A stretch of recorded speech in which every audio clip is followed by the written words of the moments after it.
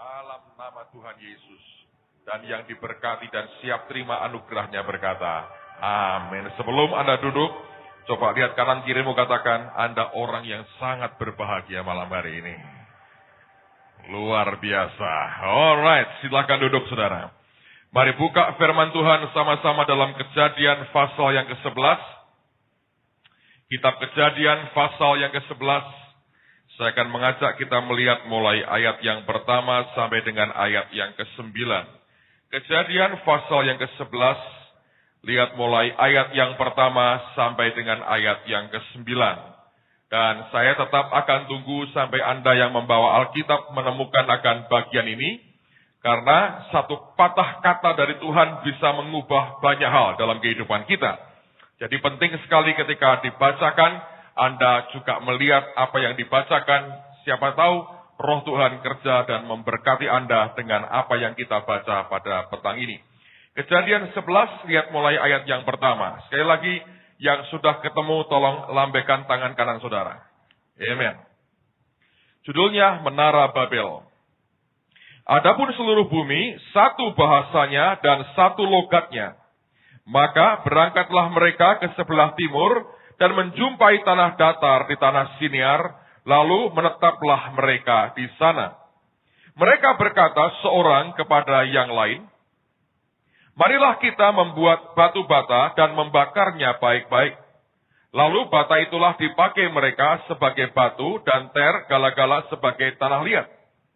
Juga kata mereka, marilah kita dirikan bagi kita sebuah kota dengan sebuah menara yang puncaknya sampai ke langit. Dan marilah kita cari nama supaya kita jangan terserak ke seluruh bumi. Lalu turunlah Tuhan untuk melihat kota dan menara yang didirikan oleh anak-anak manusia itu. Dan ia berfirman, mereka ini satu bangsa dengan satu bahasa untuk semuanya. Ini barulah permulaan usaha mereka. Mulai dari sekarang, apapun juga yang mereka rencanakan, tidak ada yang tidak akan dapat terlaksana. Baiklah kita turun dan mengacau balokkan di sana bahasa mereka, sehingga mereka tidak mengerti lagi bahasa masing-masing. Demikianlah mereka diserahkan Tuhan dari situ ke seluruh bumi dan mereka berhenti mendirikan kota itu. Itulah sebabnya sampai sekarang nama kota itu disebut Babel. Karena disitulah dikacau balokkan Tuhan bahasa seluruh bumi. Dan dari situlah mereka diserahkan Tuhan ke seluruh bumi. Nah, kalau kita membaca kisah ini, ada banyak orang melihat dari berbagai perspektif atau sisi yang berbeda-beda. Tapi sebetulnya kalau kita perhatikan, ada banyak cara menghentikan pekerjaan pembangunan akan menara Babel ini. Tapi Tuhan memilih akan satu cara. Nah, perhatikan, kalau Alkitab itu menceritakan sesuatu, tidak ada yang Alkitab sampaikan itu yang tidak berarti buat kita. Tidak ada hal yang paling kecil sekalipun yang meaningless, yang tanpa arti dalam Alkitab. Apapun yang Alkitab ceritakan, di dalamnya ada kebenaran yang Tuhan ingin sampaikan kepada kita. Saya berkata begini, inti daripada pembangunan menara Babel dan cerita soal Babel ini, terdapat ada satu kata, yaitu kata bahasa. Dan ini merupakan kunci yang kita mesti perhatikan. Karena sebenarnya, untuk menghentikan orang membangun menara ini, kalau menurut saya, ada berbagai macam cara yang Tuhan bisa buat. Tadi pagi saya katakan, kalau Tuhannya saya akan sedikit iseng. Saya berkata, tak biarin saudara. Kenapa dibiarkan? Karena begini, zaman dulu orang berpandangan bumi itu datar. Ya, ada penopangnya, lalu kemudian kanan kirinya neraka. Surga di atas, juga ada sebagian isinya air, ditutup oleh langit, melengkung begini. Kalau Tuhan memberikan hujan, kata mereka, dia buka jendela langit, airnya turun. Cukup, tutup lagi. Nah, kalau Allah mau lihat dari surga, dia nengok ke bawah. Ini anak-anakku. Itu kata mereka. Jadi mereka berpikir begini, mari buat menara yang ujungnya sampai ke surga. Nembus langit sampai ke surga. Sekarang kan kita tahu, bumi itu bulat. Lalu ada atmosfernya. Di luar atmosfer, orang akan mati. Kalau saya Tuhannya, tak biarin. Ben rasa dewi. Naik kan? Naik begitu ya. Begitu sampai ke yang tengah, mati. Naik lagi, mati. Nimrod rajanya berkata, "Ngono kok mati?" Naik mati sisan. Dia berkata, "Rasakno." Karena tidak mungkin sampai ke langit. Ngerti? Langit itu apa sih sebetulnya? Nggak ada kan? Kasarnya secara fisiknya kan, itu kan kumpulan atmosfer yang berwarna biru sebetulnya. Kalau Anda naik terbang ya, dengan Boeing yang 747 seri yang keluar negeri, tinggi itu ya, Anda lihat kalau sudah sore, atas itu hitam, saudara. Naik lagi, keluar angkasa, nggak balik, saudara. Tapi sebetulnya, itu kan cara berpikir mereka dulu. Kalau Tuhannya saya, untung bukan saya, saudara. Biar noise, munggah, mati. Lalu jadilah tugu keramat. Naik mati. Padahal cuma kehabisan oksigen. Atau begini, kalau Tuhannya saya punya ide lain. Ngancurin Babel itu gampang. Biar dibangun. 10 meter, samberin petir. Meledak. Mulai lagi mereka. Ya, meledak katanya. Mulai buat lagi. 20 meter, samber lagi. Meledak. 10 tahun tak samberin terus, saudara. Lama-lama tua kesamber-samber terus, loh. Ya toh, kalau Tuhannya saya. Tapi sebetulnya Allah mau mendidik kita. Ada message, ada berita yang Tuhan mau sampaikan kepada kita. Sehingga dia memilih akan satu cara yang menurut saya di dalamnya ada suatu kandungan berita Tuhan yang Anda mesti perhatikan. Yang Allah pilih, dia berkata begini. Mereka ini satu bangsa dan satu bahasa untuk semuanya. Sejak hari ini, kalau kondisinya terus gini ya, satu bangsa, satu bahasa, apapun yang mereka rencanakan, tidak ada yang tidak akan dapat terlaksana. Artinya begini, kalau kamu itu satu bahasa terus, apapun bisa. Nah, Tuhan berkata gini, jadi kunci kekuatan, sekaligus kelemahannya, keberhasilan dan kegagalannya, terletak pada satu kata, yaitu apa? Bahasa. Kalau bahasanya nyatu, hasilnya luar biasa. Bahasanya sudah kacau, semuanya akan berantakan. Jadi Tuhan bukan hanya Roh Kudus, saudara. Diperkirakan tiga-tiganya turun semua.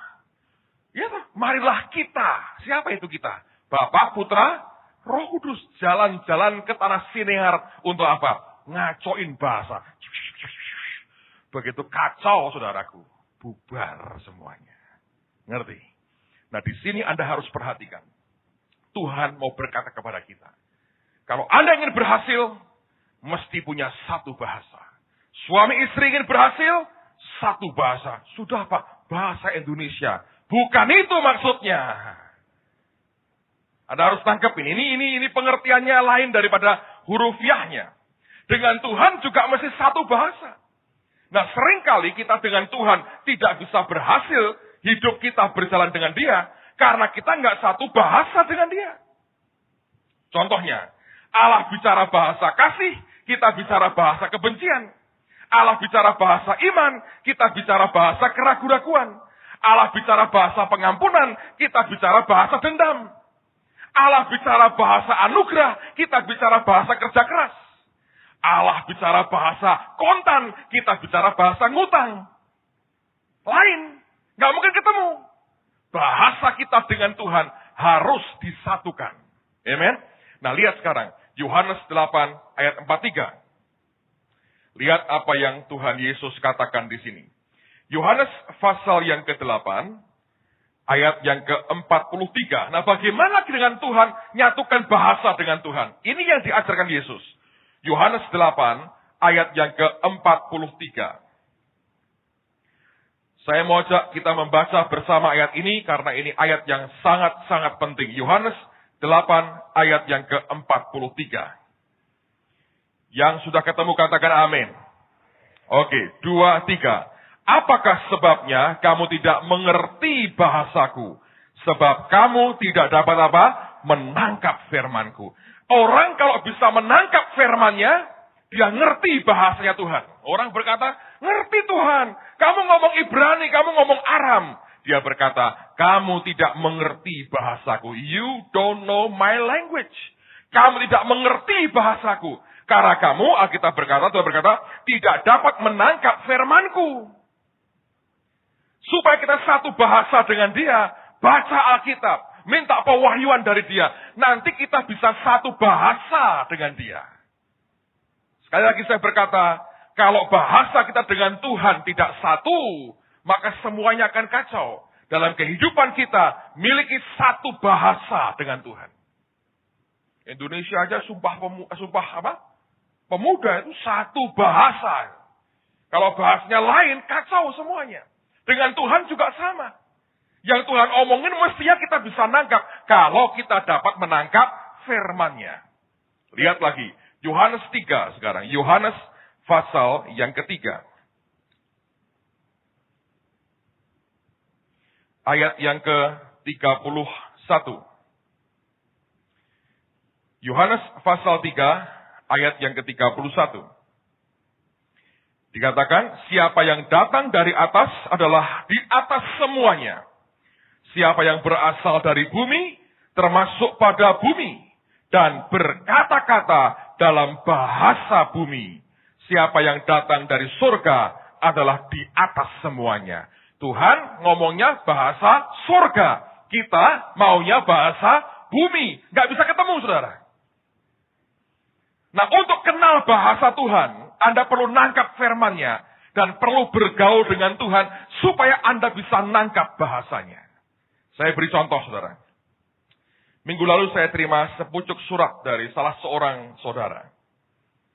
Ini surat penting buat Pak Petrus Agung. Wah, ini harus disampaikan. Karena ini penting. Saya baca dan ternyata penting buat saya. Ibu ini tidak mau dikenali namanya. Beliau beri nama NN di sini. Saya sih agak penasaran sampai hari ini. Saya coba ingat siapa kira-kira orang ini. Tapi nggak ketahuan, saudara. Banyak hal yang beliau sampaikan. Di antaranya dia terima penglihatan waktu kebaktian kenaikan Tuhan Yesus di hari Kamis.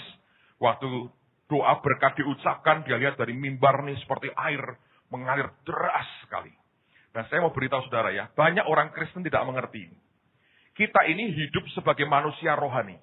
Yang jasmani kita seringkali tidak bisa melihat. Jadi kalau Anda tuh terima berkat, diucapkan berkat, itu sebetulnya, kita berkata gini, kalau kamu masuk ke rumah orang, katakan shalom. Kalau dia layak menerima, shalom itu akan turun kepadanya. Kalau tidak, akan kembali kepadamu. Itu hanya dari ucapan. Shalom damai Tuhan bisa turun dalam hidup kita, kalau Anda terima dengan iman. Beberapa orang misalnya, saya pernah ditunjukin Tuhan sesuatu yang menarik. Saya masih persoalan doa di gedung pemuda waktu itu, sekarang sudah nggak ada barangnya. Pada waktu kebaktian berakhir, kan ada doa berkat ya. Ini doa yang orang tidak pernah mau terima. Langsung pergi supaya parkirnya keluarnya gampang. Anda kehilangan berkat. Sekian detik Anda tidak mau tahan. Anda kehilangan blessing luar biasa. Satu hari, Tuhan buka mata rohani saya. Ketika seorang pendeta memberikan doa berkat. Itu seperti liquid, cairan minyak turun datar. Itu real. Nah, ibu ini lihat waktu di mimbar, diucapkan berkat itu. Ngalir, saudara. Kayak luar biasa. Dia buka mata, dia pikir semua basah. Dia pikir ada keran yang jebol mungkin di mimbar ini. Enggak ada kerannya di sini, saudara. Tapi dia itu ternyata penglihatan rohani. Jadi itu luar biasa. Nah, yang saya mau ceritakan bukan soal itunya. Itu bagian lain dari surat ini. Tapi saya mau coba rangkaikan cerita beliau itu begini, saudara. Dia ngomong begini, saya ini janda, Pak. Dan harus membesarkan anak sendiri. Bapak pernah memberi uang kepada saya. Saya terus terang coba ingat-ingat yang mana. Lupa. Karena berkali-kali memang Tuhan suruh ya. Kamu berkati ini, berkati itu. Kasih ini, kasih itu. Ya saya tinggal ngikutin. Kan kita ini cuma pengelola kekayaan surga. Ya suruh berkati, berkati, berkati, berkati.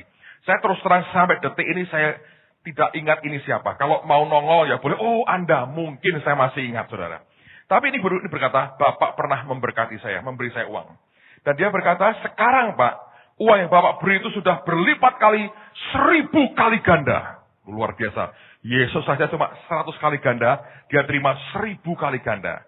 Lah nek sudah gini jangan ngantri bilang, Pak, lah aku dikasih duit toh Pak, ben 1000 kali ganda.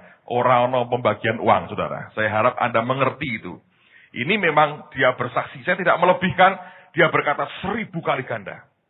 Singkat cerita, beliau bersaksi diberkati Tuhan luar biasa. Nah, punya tabungan.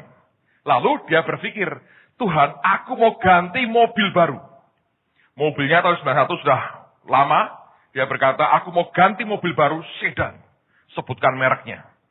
Nah, waktu dia lihat itu, uangnya cukup. Ini dijual mobil lama, tombokin tabungannya, bisa beli sedan baru yang dia mau. Waktu dia berdoa, dia tanya, Tuhan, boleh nggak aku ganti mobil ini? Tuhan berkata apa? Boleh. Nah, Anda mesti perhatikan. Tuhan kalau ngomong, itu ada nuansa di belakang kata yang dia ucapkan, yang jangan diterima hurufiah di depan, oh boleh, beli. Kalau Anda beli, nggak salah. Ternyata itu seizin dia. Karena saya pernah ngalami tuh. Malam menjelang besoknya ulang tahun, didatengin Tuhan saya di hotel di Jogja. Dan dia berkata, aku senang dan berkenan. Tak pikirkan, wah, luar biasa. Tapi saya langsung membaca itu belakangnya, nuansanya ngomong begini sebetulnya. Aku senang dan berkenan, tapi kamu jangan terus di level ini. Aku mau naikin kamu ke level berikutnya. Langsung saya tahu kesimpulannya, habis ini pasti ada masalah. Nah benar, anak saya mimpi, Pak, nanti tanggal 29 Maret, Papa Mamah meninggal dunia. Itu seminggu saudara, pergumulan yang luar biasa. Lolos karena anugerah Tuhan. Amen. Nah itu bagian yang harus dilewati. Ketika ibu ini berkata, dia berkata, Tuhan boleh nggak aku beli mobil baru ini? Saya berkata, boleh. Nah nuansanya dia bisa nangkap. Boleh itu sebetulnya gini loh. Ya kalau kamu memang maunya itu ya nggak apa-apa. Tapi sebetulnya ada hal lain yang lebih penting daripada itu. Ngerti? Dan ibu ini sudah bisa mulai nangkap. Lalu dia tanya, yang engkau mau apa Tuhan? Terus Tuhan ngomong begini, belilah ladang. Nah bingung lagi dia. Orang Semarang itu mau nanam apa? Ladang apa? Ladang kangkung di pinggir kali. Ladang tebu, ladang jagung. Mau apa? Orang kota suruh beli ladang. Tapi ketika dia lagi bingung, minggu kebaktian atau kemisnya kebaktian saya lupa. Dan dia mendengar kita beli tanah untuk gereja. Roh Kudus berkata, nah itu ladangku. Oh jadi lebih baik ini uang untuk beli ladangmu Tuhan. Nangkep saudara. Dan kemudian dia berkata, Pak mohon diterima ini persembahan dari saya. Yang membuat saya terharu bukan soal jumlahnya saudara. Tentu jumlahnya besar. Ibu ini kirim bukti transfer ke rekening gereja 50 juta. Tapi ingat ya, dari orang yang pernah terima uluran tangan saudara. Kemudian dia bisa beli mobil sendiri. Tapi Tuhan berkata, beli ladang. Dan dia taat. Dia mulai nangkap bahasanya Tuhan. Ngerti saudara? Yesus berkata, kamu tidak mengerti bahasaku. Kenapa? Sebab engkau tidak dapat menangkap firmanku. Nah, di Menara Babel, Allah mengacaukan bahasa. Dan Tuhan mengerti, kalau bahasa ini tidak ditata dengan baik, akan kacau. Nah, waktu hari Pentakosta, hari ini kita peringati Pentakosta, yang diatur Tuhan pertama adalah bahasa kita. Lihat Kisah Rasul pasal yang kedua. Kisah Rasul pasal 2, ayat pertama sampai dengan ayat yang keempat. Kisah Rasul pasal yang kedua, ayat pertama sampai dengan ayat yang keempat. Kisah Rasul pasal 2, ayat pertama sampai 4. Ketika tiba hari Pentakosta, semua orang percaya berkumpul di satu tempat. Tiba-tiba turunlah dari langit suatu bunyi seperti tiupan angin keras yang memenuhi seluruh rumah di mana mereka duduk. Dan tampaklah kepada mereka lidah-lidah seperti nyala api yang bertebaran dan hinggap pada mereka masing-masing. Maka penuhlah mereka dengan Roh Kudus. Nah lihat, setelah mereka penuh dengan Roh Kudus, apa yang Roh Kudus pertama lakukan? Perhatikan yang berikutnya. Lalu mereka mulai berkata-kata dalam bahasa-bahasa lain seperti yang diberikan oleh Roh itu kepada mereka untuk mengatakannya. Jadi yang diurus Tuhan pertama adalah bahasa mereka diurus dulu. Mereka diajari bagaimana mengatakan satu bahasa lain yang berbeda dengan yang biasa mereka ucapkan. Memang ini bicara bahasa roh, saudara. Tapi esensinya sebetulnya dia berkata, aku mengajari kamu mengucapkan satu bahasa yang tidak biasa engkau lakukan, yang engkau ucapkan. Engkau mengatakan bahasa yang belum pernah engkau ucapkan sebelumnya. Ketika itu diucapkan, mereka belajar ditata bahasanya. Begitu dengan Tuhan satu bahasa, dengan yang lain mereka gampang dimengerti. Karena Alkitab berkata, suku-suku bangsa lain mendengar mereka ngomong dalam bahasa mereka masing-masing. Nah ini rahasianya. Kalau saudara dengan Tuhan satu bahasa, maka Anda akan dengan gampang satu bahasa dengan orang-orang sekitarmu. Suami istri akan satu bahasa, kalau masing-masing dengan Tuhan sudah nyatu bahasanya.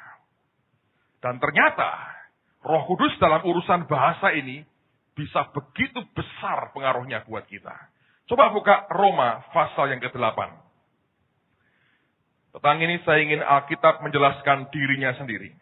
Roma 8 ayat 26 dan 27. Lihat dulu Roma 8 26. Demikian juga Roh membantu kita dalam kelemahan kita. Apa kelemahan kita? Yaitu apa? Sebab kita tidak tahu. Tidak tahu artinya tidak tahu akan the real root-nya, akarnya apa, detailnya bagaimana. Ya, bagaimana sebenarnya harus berdoa. Tetapi Roh sendiri berdoa untuk kita kepada Allah dengan keluhan-keluhan yang tidak terucapkan. Dan Allah, perhatikan, yang menyelidiki hati nurani, mengetahui maksud Roh itu, yaitu bahwa ia, perhatikan, sesuai dengan kehendak Allah, ini penting ini. Berdoa untuk orang-orang kudus. Dari pagi saya jelaskan begini, saudara. Ini luar biasa. Anda dan saya di surga itu ya, dibelain oleh seluruh komponen surga. Dan Bapak rela. Bapak di surga kan sebagai penguasanya. Kalau Anda berdosa, Anda punya pengacara yang paling hebat. Siapa namanya? Yesus. Dosa minta ampun, Bapak berkata, hukum. Dia berkata, maaf yang mulia. Darahku sudah habis kering gara-gara orang ini. Masa engkau mau buang darahku? Oh, termasuk darahmu. Ya udahlah, aturlah. Ngerti sudah? Anda berdosa seperti apapun, memang benar. Konsekuensinya mesti dibayar. Tapi soal hukuman, kematian, kekalnya, Yesus berkata, saya mengampuni. Darahku sudah kering gara-gara orang ini. Setiap kali Bapak diingatkan darahnya Yesus. Dan Yesus berkata, dia milikku Bapak. Bapak berkata, kalau gitu tetap dia milikmu. Luar biasa. Tapi Roh Kudus, Roh Kudus seorang pelobi Bapak yang hebat. Anda tahu, Anda kerja perlu lobby yang hebat. Roh Kudus ini paling ngerti. Ya, Anda kalau bukan seorang pelobi yang hebat, Anda akan konyol. Contoh begini. Kalau saudara seorang bapak ya, Anda punya beberapa anak. Ya, satu hari si bapak ini pulang kantor, sudah ribut di kantor, ribut berantem dengan kolega-koleganya. Wah, itu kacau balau lah. Kerjaan sudah stresnya luar biasa. Pulang sudah suntuk, bawaannya marah. Ngomong, becak nyerempet mobilnya, seret, sepeda di depannya, siksak segala macam. Sudah jengkel sampai di sini. Right? Dibawa pulang toh. Soalnya kan dibawa pulang, ditumpahkan ke istrinya sama anak-anaknya, biasanya begitu. Usah begini. Ketemu anak lakinya gede. Papa bohong. Katanya mau ngasih permen. Mana? Pembohong Papa. Dia apa loh gara-gara? Tempilingi bocah ini. Sisan. Duer. Saudara. Kalau bapak emosinan. Gitu, tempilingi.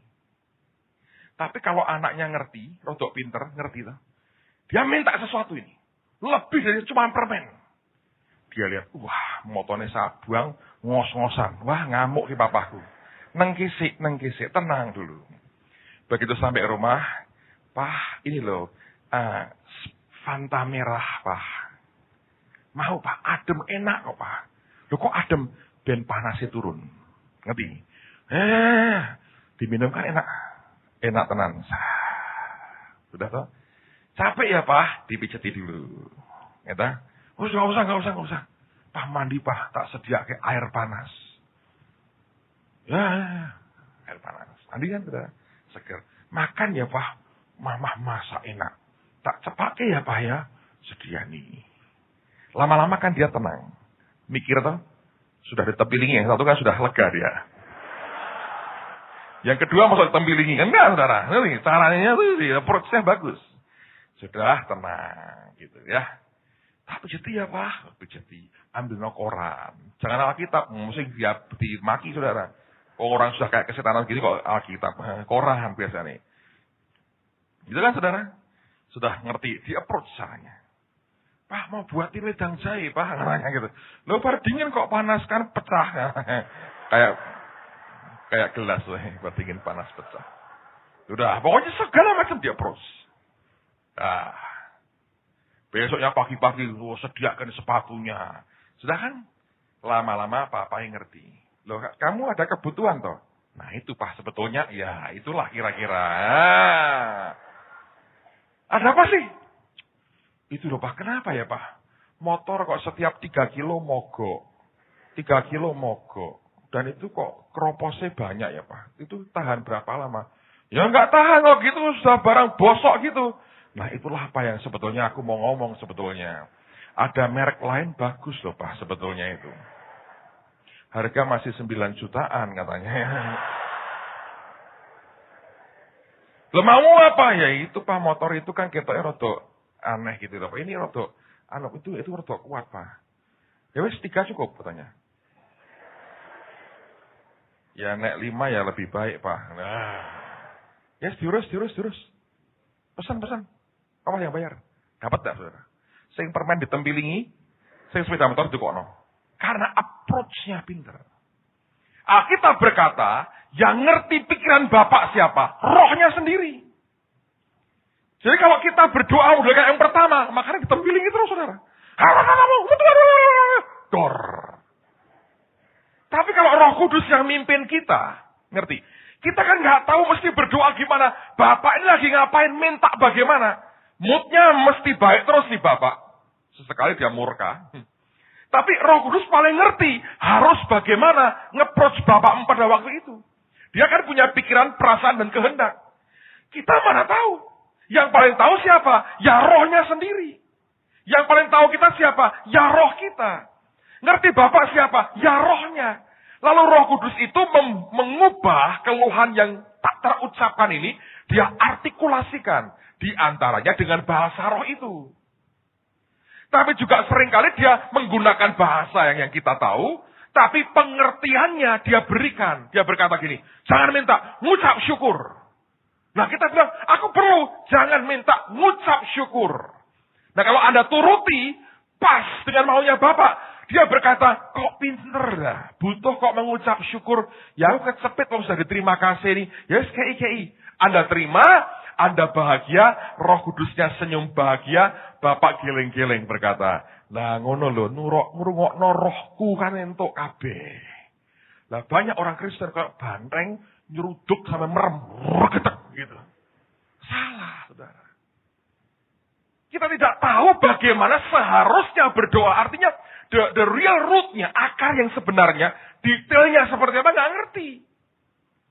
Paulus mengatakan yang paling tahu Bapak siapa? Ya rohnya sendiri.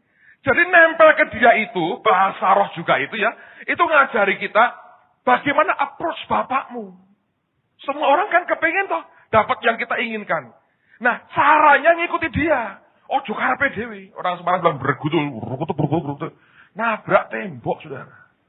Percuma. Nah, Roh Kudus itu ngerti. Dia berkata gini, belum waktunya. Tapi aku butuh Tuhan. Wes ngandel, meneng wae. Kayak kowe minta, percuma aku malah kamu nanti kecewa. Belum waktunya, belum. Sabar aja. Nanti kalau sudah waktunya, tak kandani. Loh, kan kamu lupa. Loh, aku tuh privat untuk kamu tok. Masing-masing Anda tuh Roh Kudus ya. Buat Petrus Agung tok, Hengki apa nggak pakai. Tapi buat Hengki, Roh Kudus memang buat Hengki. Yang lain nggak kepake. Mana mungkin lupa. Orang dia maha hadir, saudara. Omnipresence. Ngerti? Itu pribadi buat saya. Ya nggak mungkin toh. Bayangin saudara. Ada Yesus jadi advokat saya. Setiap kali murka Tuhan mau turun, dia berkata, tidak bisa. Darahku kering gara-gara orang ini. Bapak berkata, urus katanya. Dia serahkan. Kalau mau approach, Bapak berkata, dengerin Roh Kudus. Dia paling ngerti kapan waktunya, bagaimana caranya, ngomongnya bagaimana. Dia ngatur semua. Nah, ini pentingnya nyatukan bahasa dengan Tuhan, saudara. Alkitab berkata, kita tidak tahu bagaimana seharusnya berdoa. Roh membantu dalam kelemahan kita. Dia take over itu. Keluhan yang tak terucapkan, dia ambil alih, dia naikkan di hadapan Bapa. Nah, dia seorang pelobi Bapakmu yang luar biasa. Dan memang Bapak sengaja berikan kepada kita. Itu bukti. Sebetulnya Tuhan mau kita menikmati berkat daripadanya, saudara. Bayangin, rohnya diberi. Nah, selama ini gereja kebanyakan terus hanya membuat setiap tahun 10 hari. Nah, aku bilang rugi cuma 10 hari. 365 hari setiap hari 24 jam. Anda punya pelobi hebat untuk kepentinganmu. Naik kepada Bapa di sorga. Bagaimana menyenangkan hatinya. Nah, kalau Anda terus begitu, lama-lama, omongin terus terang, Anda jadi kesayangan Bapakmu. Ini anak kok enak terus. Kalau ngadep tuh kok enak. Tidak bergudul karena PDW. Ngadepnya enak. Persis semua. Bapak yang ngerti. Karena pekerjaan roh. Tuhan maklum. Tapi Anda taat kepada pimpinan roh. Lama-lama. Kalau engkau ngadep. Nah ini mesti enak. Nek kuwi wah tengik rasa. Nanti saudara. Anda harus nangkep itu. Dengan Bapak di sorga. Anda mesti ngerti begitu. Ini hebat. Dia berikan kepada kita. Nah, kalau sampai nggak ada Holy Spirit, wah kacau, saudara, kacau. Coba buka ya, Ayub pasal 23. Ayub pasal yang ke-23. Ayub 23, lihat ayat pertama sampai dengan ayat yang kelima. Ayub 23. Ayat pertama, ini konteks perjanjian lama. Anda lihat orang yang keluhannya nggak sampai kepada Bapak jadinya apa. Ayub 23 ayat pertama, tetapi Ayub menjawab, sekarang ini keluh kesahku menjadi pemberontakan. Tangannya menekan aku sehingga aku mengaduh. Semoga aku tahu mendapatkan dia. Dan boleh datang ke tempat ia bersemayam. Maka akan kupaparkan perkaraku di hadapannya. Dan kupenuhi mulutku dengan kata-kata pembelaan. Maka aku akan mengetahui jawaban-jawaban yang diberikannya kepadaku. Dan aku akan mengerti apa yang difirmankannya kepadaku. Lihat, ketika perjanjian lama, orang sesaleh Ayub, untuk bisa punya keluhan yang nyampe ke Bapak, pergumulannya berat. Dia bermimpi, kalau aku bisa ketemu dia. Aku bela perkaraku, aku jelaskan masalahnya. Tapi gak bisa. Lalu jadi apa? Pemberontakan, saudara. Dari pagi saya kasih kesaksian cerita. Misalnya Anda ini sampai di Perancis. Siapa yang bisa ngomong bahasa Perancis? Ada sih? Enggak ada? Satu, hebat sekali. Ya saya ngerinya ya, autocolon itu saya ngerti lah. Yang lain saya tidak tahu. Kalau Anda ke Perancis misalnya, Anda masuk angin. Sudah mutah-mutah, sudah taler, kerian, nggak bawa duit. Receh. Uangnya kertas semua, masa kerian pakai uang cembanan itu kan nggak bisa, saudara.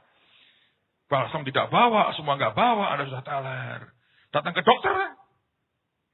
Dokter. Ya, dokter. Dokter.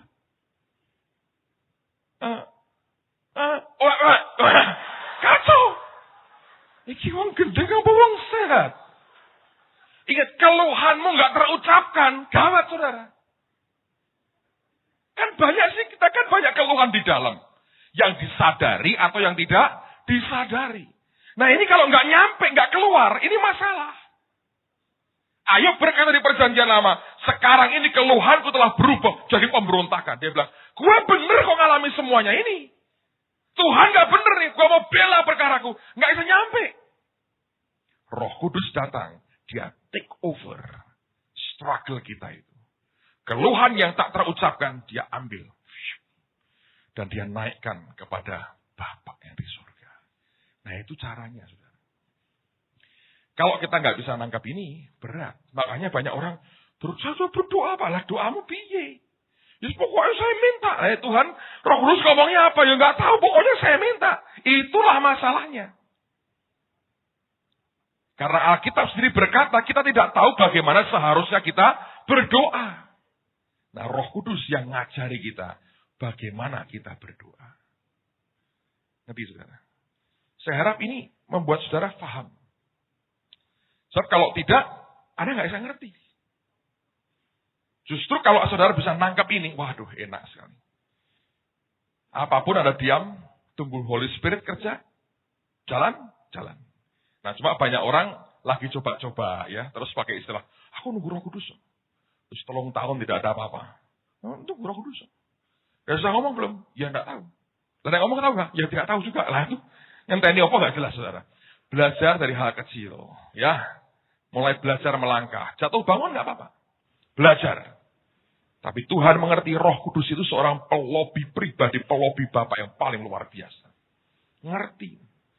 Saya berkali-kali cerita, saya pindah rumah di atas itu, di Greenwood itu kan nggak punya duit saya sebetulnya. Ditawari Pak Henry, wah beliau baik sekali, saya ditawari rumah. Nggak punya duit. Bawa Samuel, langsung naik ke loteng. Papa pindah sini Pak, aku sudah berdoa. Saya batin kapan doa nih, tapi dia memang pelobi ulung juga dia. Aku sudah berdoa, dia pikir kalau dengar kata doa, papanya senang.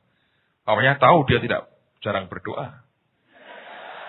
Itu hanya politiknya dia, tapi dia pengen, wah segala macam. Pulang istri saya tanya, Mama kita mau pindah rumah mah, besar, bagus mah. Saya kan tinggal di belakang, sudah mulai kebanjiran waktu itu saudara. Istri saya kaget, dia bilang, loh kita nggak punya duit kok kamu mau beli rumah. Siapa bilang mau beli rumah? Itu anakmu berdoa katanya. Nanti bagus sekali 2 hari kemudian dikasih fax saya saudara. Kasih fax. Kasih harganya. Wah ketika saya baca gini, percuma ini dibicarakan apa, nggak punya duit saudara. Hampir saya mau buang.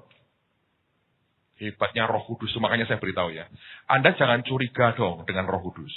Wah mesti sibuk nih ngurusi Petrus Agung, terus aku nggak diurusi. Salah. Sebab Anda nggak mau diurusi. Tadi sore saya kedatangan tamu. Oma umur 80 tahun. Dia bilang, nyari Pak Petrus susah.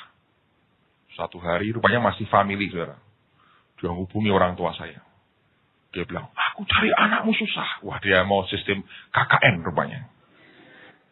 Lewat telepon nggak bisa, lewat radio nggak pernah nyambung. Lewat orang tua nih. Kayak orang-orang itu kan pikirnya lewat Maria itu. Mau ada apa engkau dengan aku, ibu? Saatku belum tiba.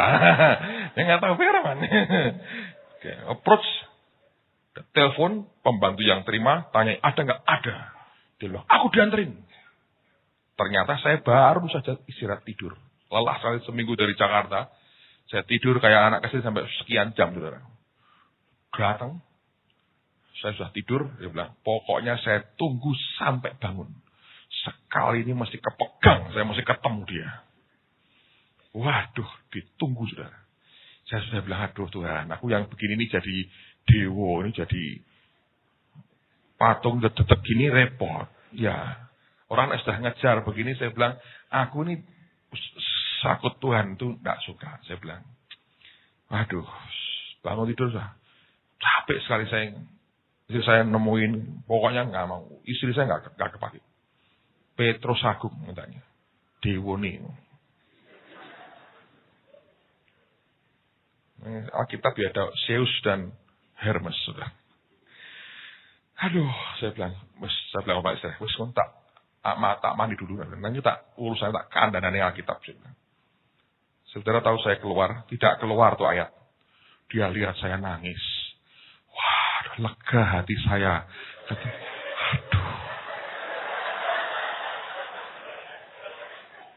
Nah itu corone itu belum satu bahasa. Oh delok wong kok ngene tok nangis tuh. Ya mesake atau ki enggak tahu. Lega hati saya. Saya bilang, "Mak, ketemu Yesus." Heeh, tiap hari tak cari terus. Loh, tidak usah dicari, wong sudah di dalemi. Nek cari terus tak ketemu kayak orang pakai kacamata. Mana kacamata saya? Begitu Saudara. Yesus saja. Nggak, ini kan hambanya. Loh, memang ini batore saya bilang. Wah, lega begitu loh itu saya Saudara. Lu sakit apa ya tidak? Mau aku pengen ketemu tok, pengen delok dari dekat lu.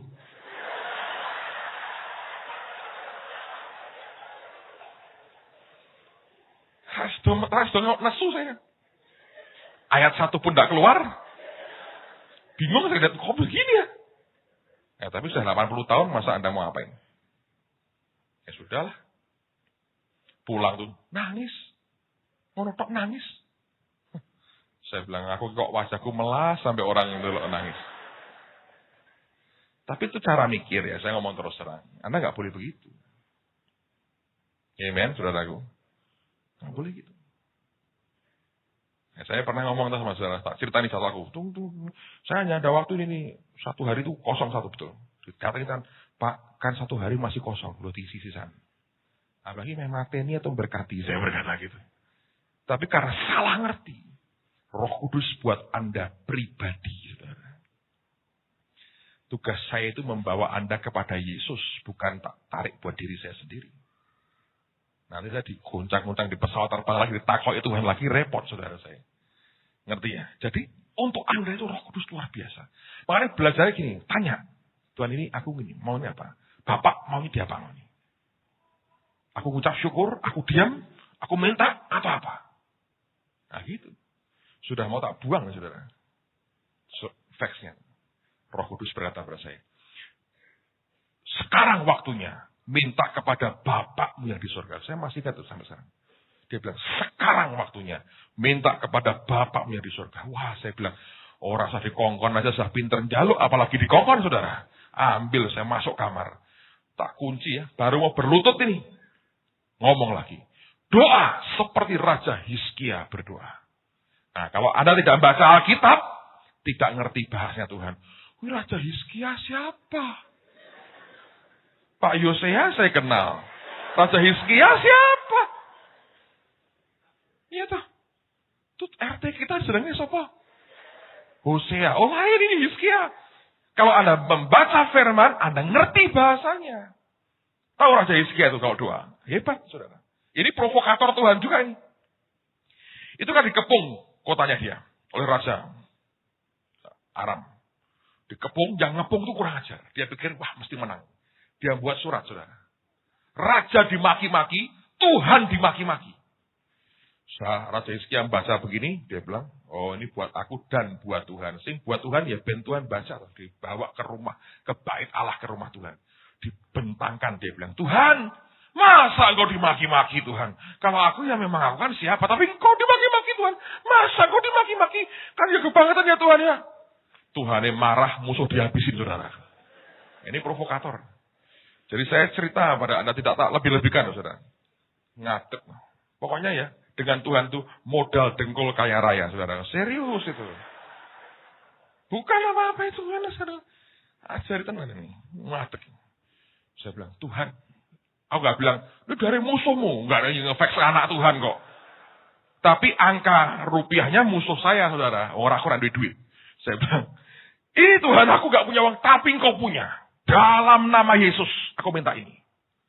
Terus tak taruh dalam lemari. Kenapa? Nek Tuhan pengen biar toh? Nah, karena dulu gitu saudara. Tapi saya gak bohong loh, tak taruh dalam lemari bener. Tuhan itu humoris, jadi saya bilang, taruh. Saya keluar, doa gak ada semenit. Wah, sejahtera. Banyak orang ngotot. 2 minggu tak biar no, saudara. Saya nggak telepon, mau ngomong apa. 2 minggu tak biar no. Di Jakarta, 2:30 dibangunkan Tuhan. Teriak di telinga kanan saya keras, audible. Minggu ini aku kasih kamu rumah baru. Bayangin. Singkat cerita, dapat. Total 9 bulan saya bayar selesai. Di tengah-tengah puncak Krismon. Ya, aliri berkatnya. Nah itu cara Roh Kudus. Approach-nya itu Anda mesti ngerti. Kapan, mintanya bagaimana. Kalau sudah begitu, ngomong lagi tidak, atau diam saja. Atau mengucap syukur. Dia yang paling tahu. Kita mana ngerti Bapak maunya apa. Kalau Anda bergaul dengan Roh Tuhan, saudara tahu, itu luar biasa. Bahasamu satu dengan dia. Nah, di antara semua bahasa yang kita kenal dalam bahasa surga, ada satu bahasa yang saya mau kita harus sepakat bersama-sama. Yaitu istilah saya bahasa kedaulatan Tuhan. Lihat Yohanes pasal 3 sekarang. Yohanes pasal yang ketiga. ayat yang ke-25 sampai dengan ayat yang ke-27.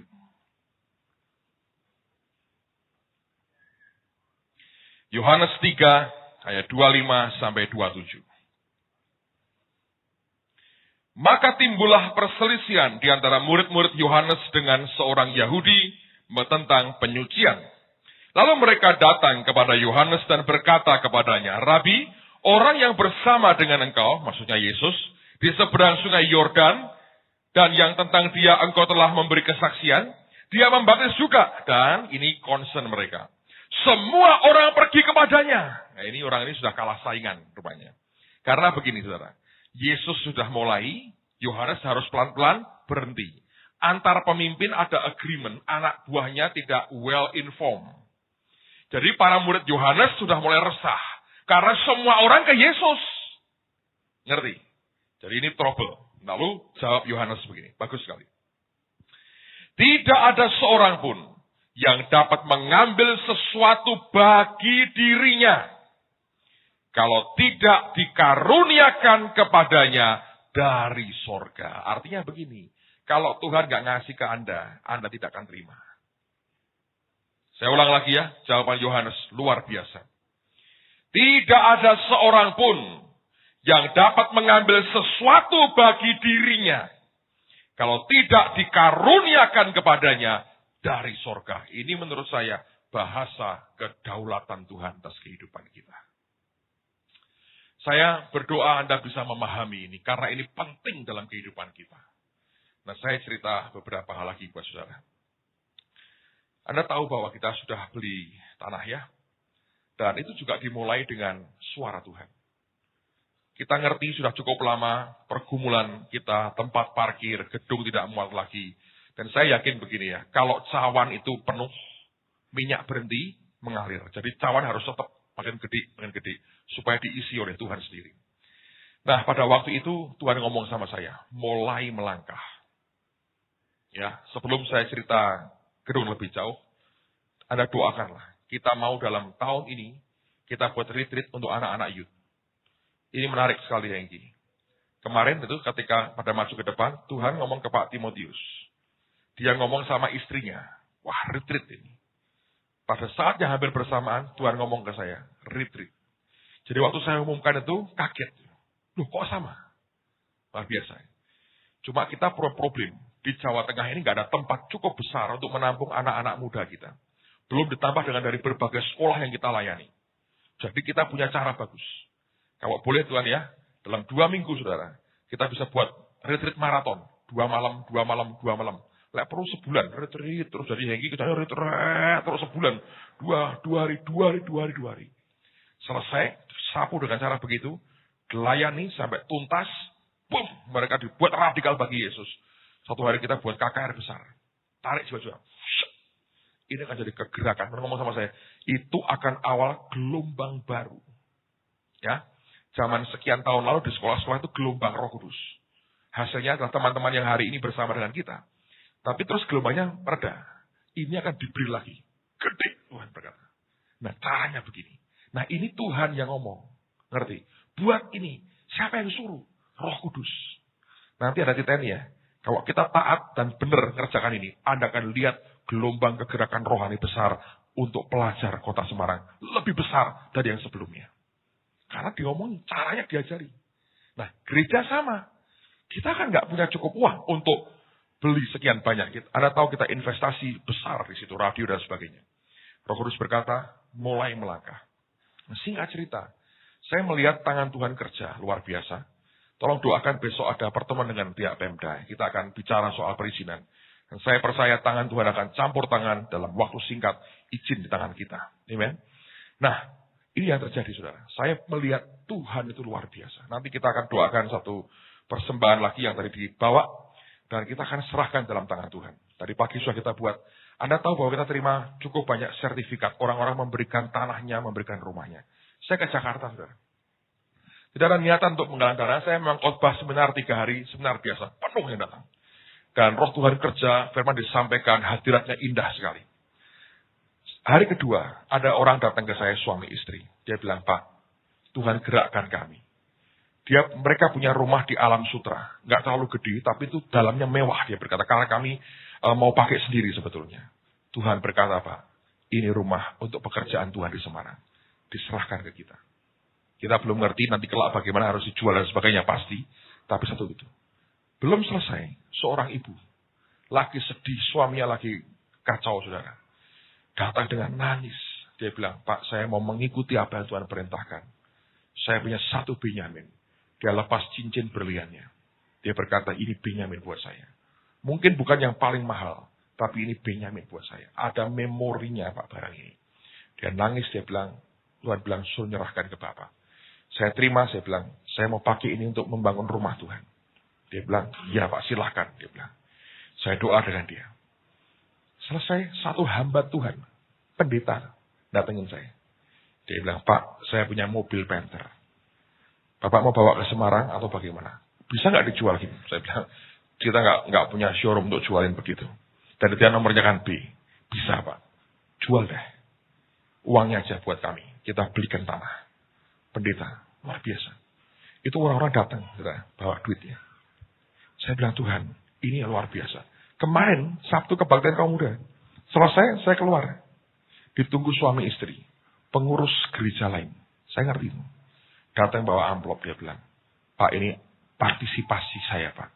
Untuk pembangunan rumah Tuhan. Bayangin. Bukankah kita punya Allah yang luar biasa? Kalau enggak, kita enggak bisa, saudara.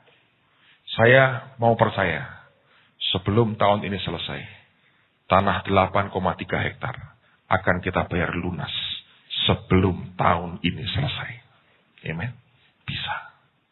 Kalau karena kekuatan kita nggak bisa. Kalau saya hitung ya, kalau semua dijual, kita sudah dapat lebih dari separuh. I think sudah 60%.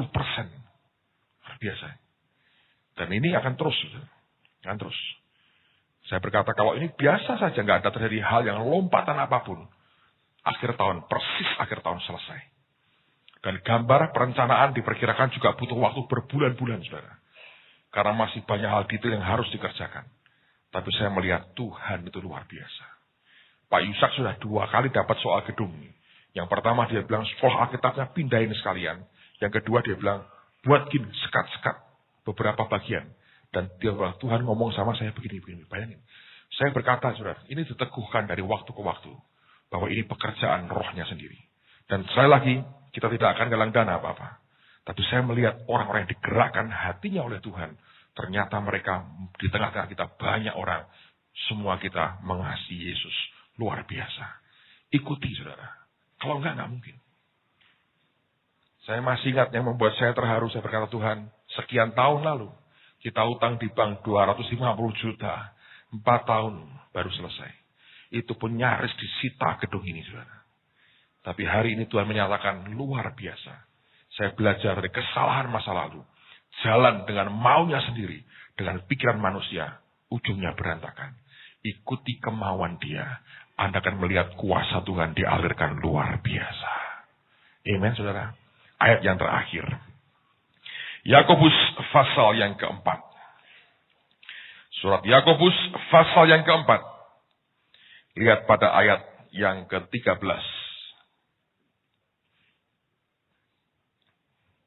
Yakobus pasal 4 ayat 13.